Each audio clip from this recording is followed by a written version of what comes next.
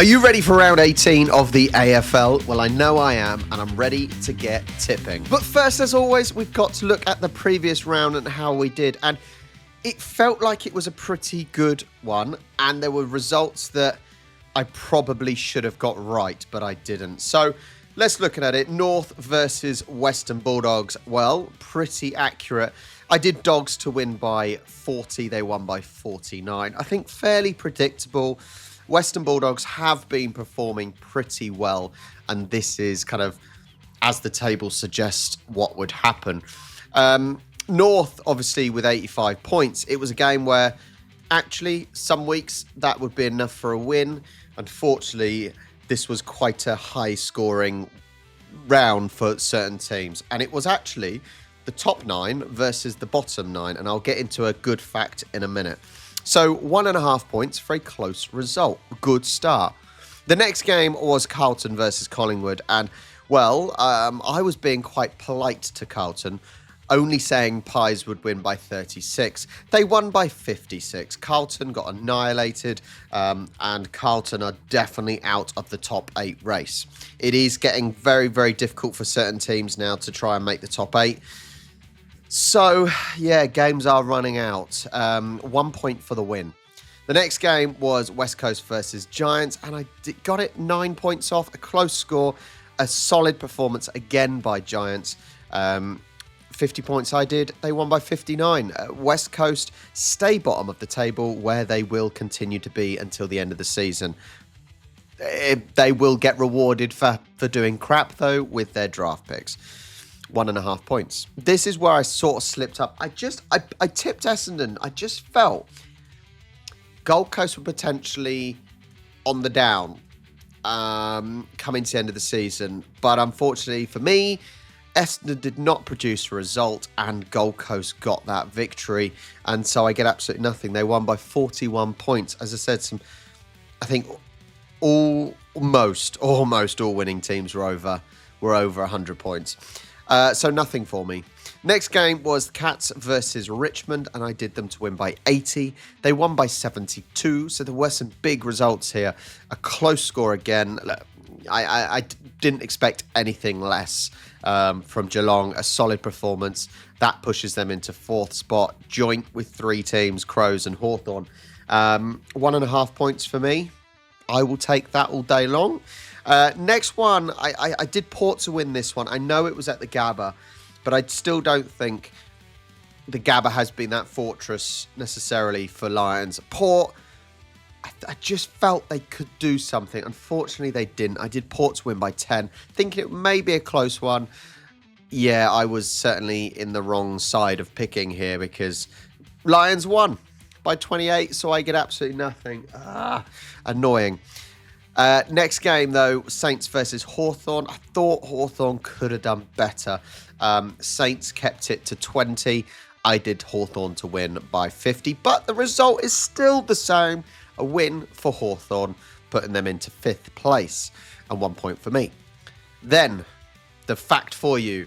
Yes, the top 9 played the bottom 9. Sydney, the only team from the bottom 9 to beat the top 9. Come on. It may be too late, though, unfortunately. It may be too late for that top 8 push. We're 12 points behind. I think we're going to run out of games, to be honest. Even if we do really hit form now, it's not looking great. We got Amati out, which isn't an issue. That's probably for the best. However, Papley is also out now as well for a few weeks, which is when just as you get him back, and he goes injured again. 1.5 points. I did Sydney to win by 12. They won by 11 over Freo. Freo still got a perfectly good chance, though. They're on 40 along with GWS, Gold Coast, and Western Bulldogs. So that is going to hot up. That is really going to hot up. And anyone can actually still make top 4 out of that top 8, top 9 places. 1.5 points. And the last game, Crows versus D's. Unfortunately, I didn't get a close result, but I did get the result. Crows, fairly confident. It wasn't a huge win, but they did what they had to do. You know, you don't always have to blow teams out of the water to get the result. And now sitting in 3rd, 1 point for me. and a win for Crows. The league table then, there is a lot that have gone up by a few places, and by looks of it, a few that have gone down by quite a few. Aussie Dylan is still in top spot with, oh my God, over 7-point lead. Over a 7-point lead. That may be our winner this year.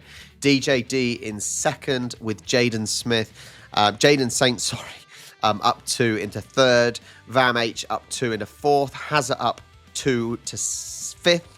Red Dragon up 4 to 6th. Magpie Paulie down 4 to 7th. Gurud up 7 places to 8. Down 5 is Warwick to 9th. And Lions up 2 to 10th. Let's see some big movers. Yin from Adelaide is up 10 to 13th place. Going to fight for that top 10 spot. Up 16 is Go Bloods. Down 11 is RPN and Abel Van Tankerus. That's quite big. Up 17 is Bologna. Up 14 is Boggy. Wow. Up 19 is AFL Time. That's some big moving as well. Go Dons up 16. Aussie TV up 11. Down 12 is Think Outside the Square. Up 16 is Aaron. Okay, let's keep going. 2 years ago's winners, Jackson is up 3 to 48th. Down 24 is Bluey. Ouch. Down 17 is Smithy. Big drops. Up 19 is Ethan Sport. Any other big ones? I'm looking for where I am. Where am I? The Wooden Spoon, only down 2 places. The Wooden Spoon is Giants 4, down to 102nd. I am up 2 places to 103rd. The Golden Hat, though, all the way down in 106th, only up 9 places, is Tiger Eye. Well done to you. Get the Golden Hat this week. And let's see where everyone else has finished. Let's see if you can find your name. And there we have it. Right, let's do this then. On to round 18. There cannot be many left, was there? 1, 2, 3. 3. Yeah, I think Swans have lost time. Okay, Thursday the 10th, Marvel. Carlton versus Brisbane. Now, look, the Lions have obviously won their last 2, but their form is still not insane compared to other teams such as the Dogs and Collingwood and Crows. However, they are still sat in second place. They're against a Carlton team who... yeah, they've got a lot of players out. They are struggling. They are out of contention now for the top 8. So they've not really got anything to play for other than a little bit of pride, potentially. Brisbane, they are near full strength with 0 new injuries after last week's win. I made the mistake not tipping them, for example, here. I think sticking to their position in second place. They want to stay in the top 4, right? They really want to stay in the top 4. Top 2 is ideal for them. I think even at home, Carlton lack the confidence, the firepower against a potent Brisbane offence and midfield depth that they have. So it is going a one-way traffic here. Brisbane by 37. 37 for that one. Next, Friday the 11th, People First in Carrara, is Gold Coast versus Collingwood. Now, obviously, I predicted Gold Coast last week to start dipping. They did not. They got the result they needed. They did really need it. They've still got a game in hand as well. But they are against a Collingwood side who is top. They've lost 2 games this year, and they are playing sensationally well. Just 8-game winning streak for the Pies. The only issue is several Magpie stars faced illness midweek, but Dacos side bottom are expected to play, so the team should still be a decent strength. And having Dacos, he is playing really, really well this year. He's doing really well, just as one example of a player. Gold Coast, they're still in contention. Now, to be fair, Collingwood don't need to win. They don't need to win this game. Gold Coast really do. They've got teams fighting around them for that top 8 spot. It is crucial they win to try and stay in it. I think Friday night pressure is going to be very, very high on Gold Coast. I think there's no reason why this season doesn't show Collingwood can't travel well. So I don't think going to the People First Stadium will be a big issue. Sam Collins is back, I think, potentially for Suns, which is a big boost for them. But I just think class, experience for Collingwood will prove to be too much. So Collingwood, and I wasn't that impressed by Gold Coast, even if they won last week. Collingwood by 42. Maybe we're going to have another week of big results. Saturday the 12th, it is Marvel Stadium, Western Bulldogs versus Crows. Very, very interesting game. This could be two teams swapping from the top 4 to the top 8 here. Bulldogs are riding a 4-game win streak, so that is a real plus for them. They should be full of confidence in this one. And they are playing at Marvel, which is their home ground. Crows, they have won 5 in the last 6 games. So that's also very, very impressive form. Josh Rochelle is out for Crows. He did avoid a worst-case ACL injury, thank God, because you don't wish that on anyone. But there's still Crows still seem to have plenty of scoring options. They are a different team than they were last week. Veteran defender Liam Jones is almost back for Dogs, but not quite. I just think Crows this season have quite a balanced team. I don't think Crows have been anything special, but what they do is they do the basics right this season. It's not easy. I'm going to go with a Crows win. It's not an easy pick at all here. Crows win by 9. That's the first number it came to. Crows by 9. Very, very difficult one to call, that one. We got a few that are very difficult to call, to be fair. Okay, the showground, Giants versus Cats. Oh, this is tough. It is almost identical, isn't it? It's almost identical form. GWS do have some injury clouds with the key players. Jack Buckley, Jesse Hogan, Lockie Whitfield. They all face those fitness tests for this crucial clash. This is a big, big clash. There are some incredible games this week, isn't there? Some huge games for the top 8 this week.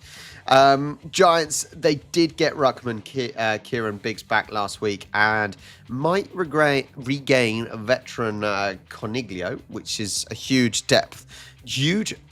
improvement for their depth. Geelong expect to welcome back Patrick Dangerfield. That is a huge boost. It's hinted. It's hinted rather than guaranteed. I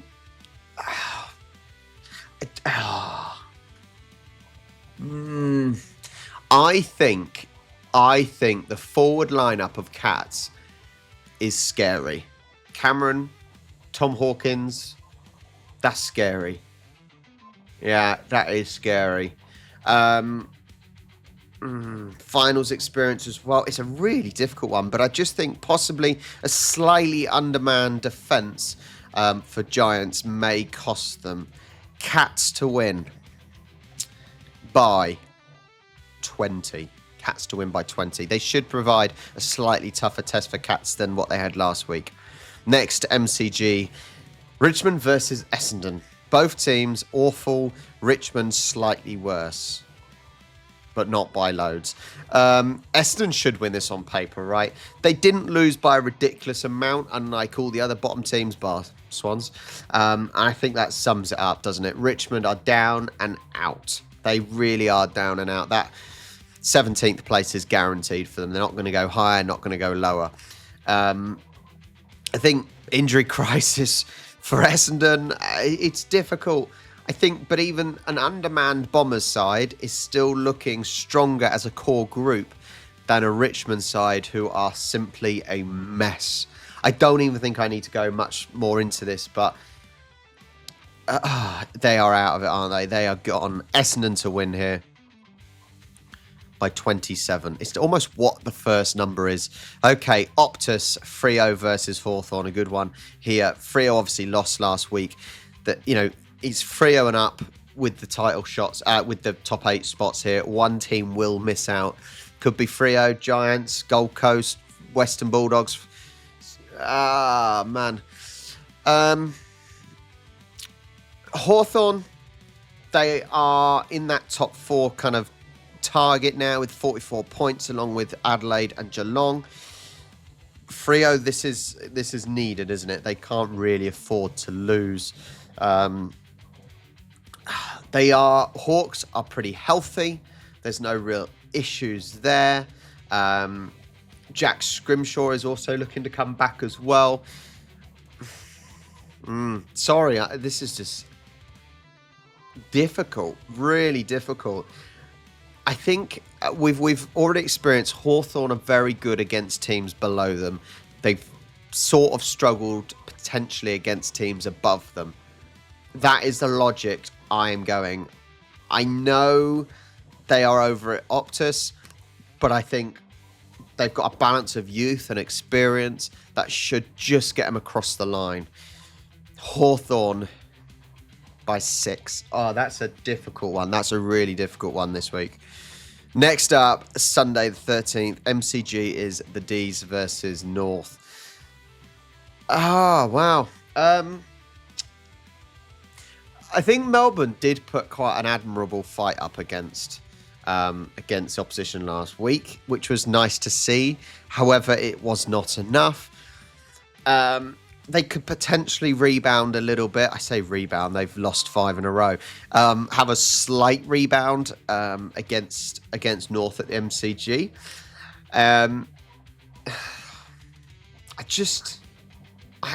Look, it's weird because it's hard to fight for either of these teams, isn't it?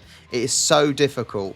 And it is crazy. D's, I still believe, have underperformed. With players like Petrarca, Oliver and things, they're both fit, and when they're firing, they should dominate midfields, but they have not. I've got to go after last week's performance. That's all I can do.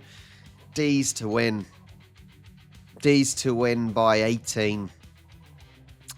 It's a horrible matchup. It really is a horrible matchup. Okay, Marvel, Saints versus Swans. Swans, if only we hit form sooner. Even a couple of weeks ago, we would have been in with a shot. It doesn't help, like I said, Papley is out injured again for a few weeks, which will probably be his season over. Saints have been awful. Saints in 15th on 20 points. They have been awful. Really, really have been. So they've got that slump in form, whereas obviously Swans are on the opposite. Saints without Jimmy Webster. Could only manage 7 goals last week, which wasn't anything special. Sydney, they've sort of turned around the season, but as I said, it's just too late. As I said, Joel Amati being out, that's no issue. I think we need to get rid of him and find a better forward. We need a better goal scorer, so that's not an issue. But I think that even without players like Amati and Party?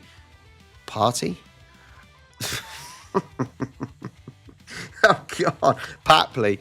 I think we should be okay against a really struggling Saints side. I know we're at Marvel, but we can do it. We can do it. Against a Saints team who are just awful. Swans, but I don't think it'll be huge. Let's do 20 to the Swans. All right, last game, Oval, Port versus West Coast. Now, I said Port were improving their form. They could have won last week, in my opinion. They didn't quite get the result. If they did, it would have given them a slim chance of top 8. Unfortunately, they messed it up, and I think they're in the similar position now to Sydney. It's not going to... They just haven't got enough games. There's not enough games to play. And maybe if they played each team twice, we'd have long enough. Against the West Coast side, who are shocking. Unfortunately, Power did suffer major injury blows last week with Powell Pepper out, Ratuglia out, and Vicente out. That's them all done for the year. They get to go on holiday nice and early, don't they? But West Coast are awful. That's all I can give you. West Coast are shocking. So, even with those big players out. Port by 29. So those are the picks this week. There are some very, very difficult ones to pick. Western Bulldogs, Crows, difficult. Giants, Cats, very difficult. Freo, Hawthorn, very difficult. Melbourne, North, very difficult. Wow, very much a contrast to last week where it was top 9 versus bottom 9. At least my Sydney boys did get the result. Well, thank you so much. We are running out of time for the normal league season. That top 8 spot, to be fair, the top from 2nd place to 9th place, there are 6 points. That is 1 win, 1 draw difference. This could all change. With Brisbane, Crows, Cats, Hawthorn, Bulldogs, Gold Coast, Giants, Freo. That positioning could all change, and I'm here for it. Thank you so much for watching. Once again, you've been amazing for continuing to get those picks in. I will catch you next week.